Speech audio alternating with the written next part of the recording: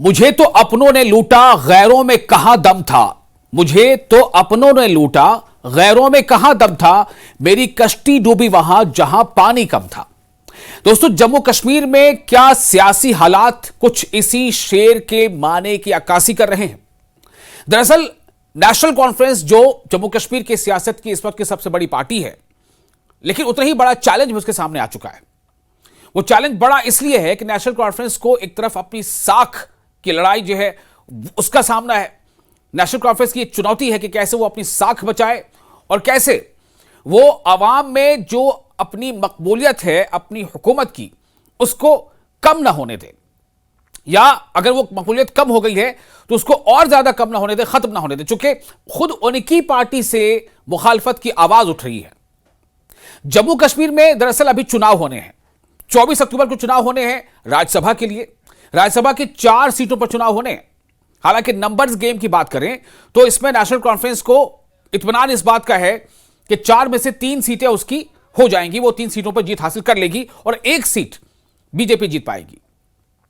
हालांकि national conference की तरफ से उमर अब्दुल्ला ये कह रहे हैं कि बीजेपी का जो दावा है कि वो 4 सीटों पर उम्मीदवार देते, लेकिन 3 पर दिया और 1 उन्होंने अपोजिशन के लिए छोड़ दिया है, यानी एक तरह से तंज है। क्योंकि आरएस पठान ने जो बीजेपी के एमएलए वो ये कह रहे हैं कि हमने 3 सीटों पर उम्मीदवार दिए हैं और चौथा जो हमने अपोजिशन के लिए खुला छोड़ दिया। तो बीजेपी का दावा यह है कि वो तीनों सीटें जीतेगी। जबकि नंबर गेम्स की बात करें, जहां तक आंकड़ों की बात है, आदाद शुमार की बात है, तो वो 3 सीटों के जीतने लायक उसकी पक्ष में नहीं है, उसके फेवर में नहीं है। लेकिन बीजेपी कॉन्फिडेंट है। तो आखिर बीजेपी कॉन्फिडेंट क्यों है? बीजेपी को यह लगता है कि उमर सरकार अपनी मकबूलियत के ग्राफ में काफी नीचे जा रही है। लोगों में उमर सरकार को लेकर के बहुत ज्यादा इत्मीनान या बहुत ज्यादा सेटिस्फैक्शन नहीं है, और शायद यह वजह बन सकती है कि बीजेपी को लोगों का समर्थन मिल जाए। लोगों का समर्थन मतलब बीजेपी को राज्यसभा चुनाव में भी एमएलए का समर्थन मिल जाए, जो कि राज्यसभा चुनाव आवाम जो है वो वोट लाइन पर लेकर वोट नहीं देती, बल्कि एमएलए जो है वो चुनते हैं। उसकी वजह कहां है? उसकी वजह यह है कि अब आपको जो मैं बता रहा था, जो मैंने शुरू में शेर पढ़ा कि मुझे तो अपनों ने लूटा, गैरों में कहां दम था, मेरी कश्ती डूबी वहां जहां पानी कम था। नेशनल कॉन्फ्रेंस के एक बहुत ही मतलब एक बड़ी शख्सियत है आगा सैयद रुहुल्लाह मेहदी। ये नेशनल कॉन्फ्रेंस के मेंबर पार्लियामेंट है और वो रह रहकर उमर अब्दुल्ला सरकार को, यानी अपनी ही पार्टी के सरकार को आईना दिखाते रहते हैं कि आप मकबूलियत के ग्राफ में कहां पर हैं। आपसे जो उम्मीदें अवाम ने वाबस्ता कर रखी हैं, उन उम्मीदों के ग्राफ में आप कहां तक खरे उतर रहे हैं। आप कितनी उम्मीदें अवाम की पूरी कर पा रहे हैं, कितनी नहीं। यह अलग बात है कि उमर अब्दुल्ला सरकार अभी रियासत की सरकार नहीं बल्कि यूटी की सरकार है, और उमर अब्दुल्ला, फारूक अब्दुल्ला और भी कई बड़े नेता बारहा यह कह चुके हैं कि अगर यह रियासत होती तो बात कुछ और होती, हमारे इख्तियारात कुछ और होते, हम कुछ और भी कर सकते थे, खुल के कर सकते थे, तरक्की के काम को भी और आगे तेजी से बढ़ा सकते थे। लेकिन ऐसा भी नहीं है कि उनके हाथ मुकम्मल बंधे हुए हैं, और इसीलिए आगा सैयद रुहुल्लाह वक्त वक्त पर आईना दिखाते रहते हैं। अब एक ऐसे मोड़ पर जब बडगाम और नगरोटा के लिए तारीखों का ऐलान हो गया है, नगरोटा और बडगाम ये 2 असेंबली हलके हैं जहां ज़िमनी इंतखाब होंगे, यानी बाई इलेक्शन होगा, उपचुनाव होगा। और ये दोनों सीटें दोनों बड़ी पार्टियों के लिए, यानी कि नेशनल कॉन्फ्रेंस के लिए और बीजेपी के लिए नाक की लड़ाई बन गई हैं। क्योंकि नगरोटा की सीट जहां बीजेपी के कब्जे में थी, देवेंद्र सिंह राणा वहां से चुनाव जीते थे, लेकिन फिर उनकी मौत हो गई, इसकी वजह से वहां पर ज़िमनी इंतखाब हो रहा है। वहीं दूसरी तरफ बडगाम की सीट उमर अब्दुल्ला ने जीती थी, यानी नेशनल कॉन्फ्रेंस से जीती थी। उम्मीदवार कौन थे? उमर अब्दुल्ला खुद। चूंकि उमर अब्दुल्ला ने 2 सीटों पर चुनाव लड़ा था जब असेंबली चुनाव भी हाल में हुए थे, एक गांदरबल और दूसरा बडगाम, और दोनों सीटों पर उमर अब्दुल्ला ने जीत हासिल की, यानी दोनों सीटों पर बहैसियत नेशनल कॉन्फ्रेंस के उम्मीदवार उमर अब्दुल्ला जीत गए। अब कोई एक सीट तो आपको छोड़नी थी, एक ही सीट आप रख सकते हैं, तो बडगाम की सीट उन्होंने छोड़ दी, और नतीजा यह है कि बडगाम में भी ज़िमनी इंतखाब होने जा रहे हैं। 11 नवंबर को वोटिंग होगी, 14 को नतीजे आ जाएंगे। अब आप सोचिए कि अभी जो जम्मू कश्मीर का वजीर आला है, अभी जो जम्मू कश्मीर के चीफ मिनिस्टर हैं, उन्होंने जो सीट जीती थी बडगाम की, उस सीट पर उनके सरकार के रहते इंतखाब हो रहा है, चुनाव हो रहे जा रहे हैं।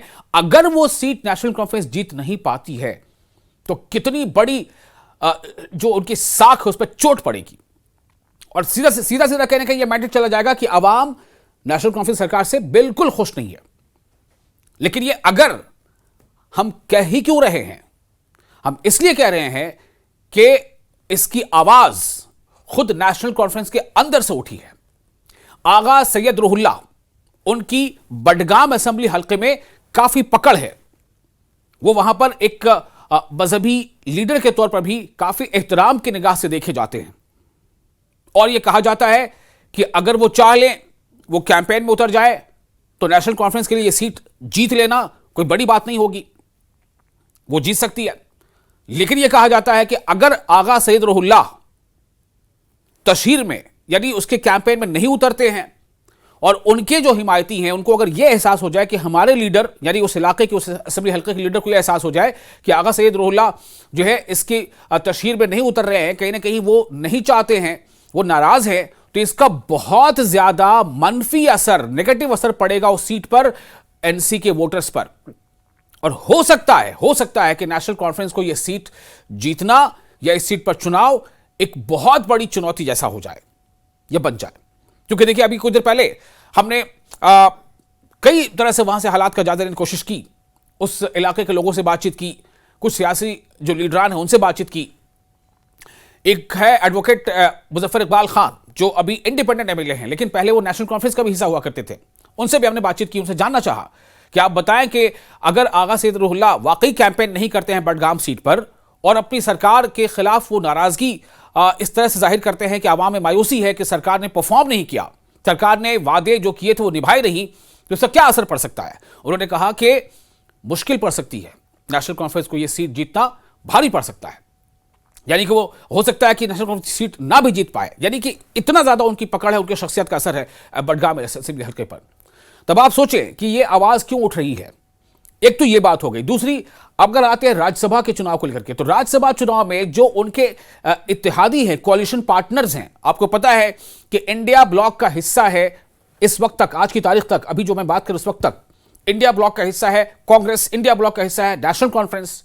तो जम्मू कश्मीर में नेशनल कॉन्फ्रेंस और कांग्रेस ये दोनों एक साथ है, कोalition में है। लेकिन जो कांग्रेस चाहती थी कि राज्यसभा की 4 सीटों में से एक सीट उसकी मर्जी के मुताबिक उसे दी जाए, वो उसे नहीं दी गई। एक ऐसी सीट दी जा रही थी जहां पर कांग्रेस को लगा कि शायद वहां पर जीतना मुश्किल हो जाए, वहां आंकड़े जो है उनके फेवर में ना बन पाए, वो जीत ना पाए। तो कांग्रेस ने स्टेप बैक कर लिया, कहा कि नहीं, हमें फिर ये सीट नहीं चाहिए। जाहिर है कि कांग्रेस के यूनिट में एक नाराजगी है, जम्मू कश्मीर कांग्रेस के यूनिट में नाराजगी है।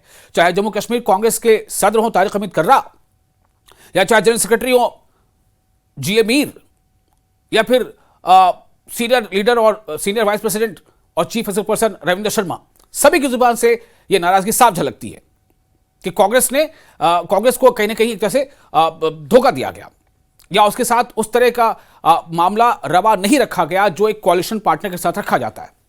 तो अब सवाल यह पैदा होता है कि ऐसे हालात में राज्यसभा का चुनाव जीत जाना, यानी नेशनल कॉन्फ्रेंस के भले ही 4 उम्मीदवार मैदान में हैं, 2 तो वो जीत जाएंगे, कोई शक नहीं, तीसरी चौथी भी जीत जाएंगे, या बीजेपी से कड़ा मुकाबला मिलेगा, ये बहुत बड़ा अहम सवाल है।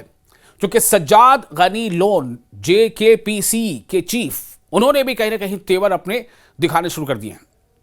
उनका तेवर कुछ इस तरह का, वो कांग्रेस का सहारा लेकर के एनसी पर हमलावर है। वो ये कह रहे हैं कि अगर कांग्रेस को उनकी मर्जी के मुताबिक सीट मिल जाती तो वोट देने में कोई दिक्कत नहीं थी, वोट दिया जा सकता था। इसका मतलब क्या है कि सज्जाद लोन अब वोट नहीं देंगे, वो एब्सटेन करेंगे। अगर वो एब्सटेन करते हैं, वोटिंग में हिस्सा ही नहीं लेते हैं, तो इसका असर किस पर पड़ेगा? क्योंकि ये इससे तय होता है कि अगर वो वोट देते तो किसको देते।